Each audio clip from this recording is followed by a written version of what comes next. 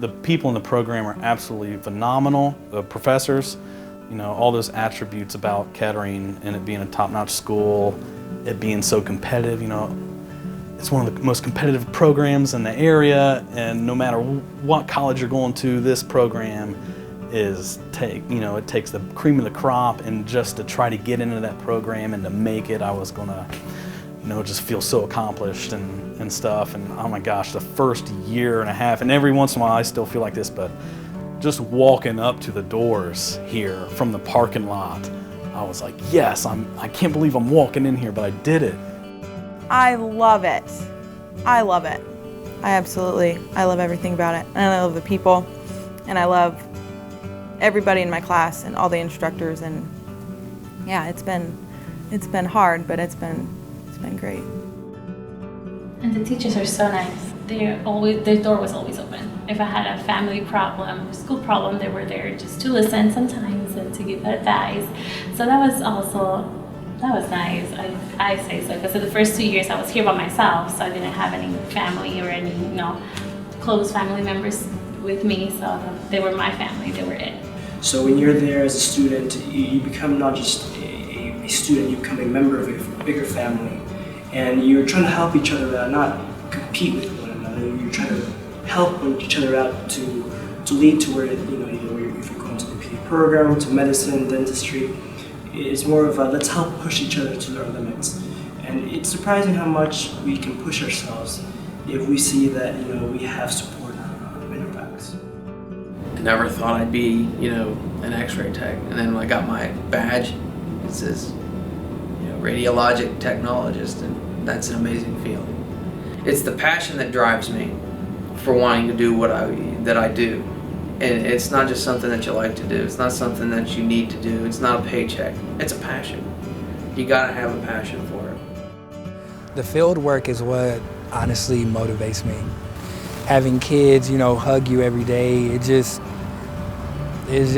I knew I was in the right place. Like, I knew this is what I wanted to do, this is where I needed to be, and I hope to continue making that impact. What do you feel drives you? What makes you get up every day and want to see your patients? It's an easy thing to go about your day and sort of forget that each person comes to you with their own story and their own moment of vulnerability. And I really try to wake up and pray that I remember that and ask God, like, help me to lean into those hard moments for those people and to really encourage them through that and to see what might be missing in the rest of their world for them. To see them where maybe they felt like they were unnoticed. And then to take those moments and really honor them well for them. It changes their lives, and I think they really appreciate someone honoring them and respecting them in those ways. So I love connecting with them on those things. Did you always know you wanted to be a nurse? I think that this year, going on the mission trip to Peru was one of those big, like, aha moments for me where I was like, okay, I know that this is an area where I'm going to be able to use my skills and where I feel called to serve and called to help people. It doesn't really matter where I'm working or who I'm going to be working with or what I'm going to be doing. If I feel that I'm called to service, and if I feel that I'm called to healthcare, and if I feel like I'm called to help people and to serve people, it shouldn't matter whether they're somewhere like Peru, you know, somewhere where they're in dire need for me, or whether they're somewhere like here in one of our hospitals at Kettering, where they might be a grumpy old person who's giving me the hardest time, but you don't know what else is going on in their life. And it just kind of refreshed this whole perspective of healthcare isn't because people deserve it or, you know, because you're in the right situation for it. It's because you genuinely want to help people and you have a set of skills that people really, really need. I just wanted to do something to take care of people, and every job that I'd had was something with the public, something with customers. I've just always been a very caring, loving person, and going to a Christian college has instilled in me values that I knew were there that maybe I had forgotten, and then they've gotten stronger.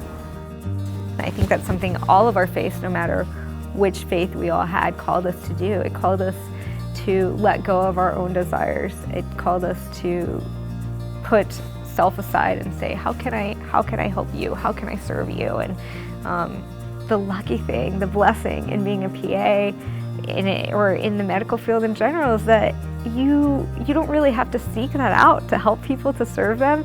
The minute they walk in, you're there to serve them, you're there to help them, you're there to remind them of their own spiritual journey, of their own spiritual life, and to, if you're a Christian, you're there to shine God's light into them. You're there to remind them that the whole beauty of the world is that Christ came for them and that Christ is our healer and He's the one that saves us. And so to share that in a tangible way and to share that through just sometimes just a spirit of loving and joy with them is like a direct benefit, I think.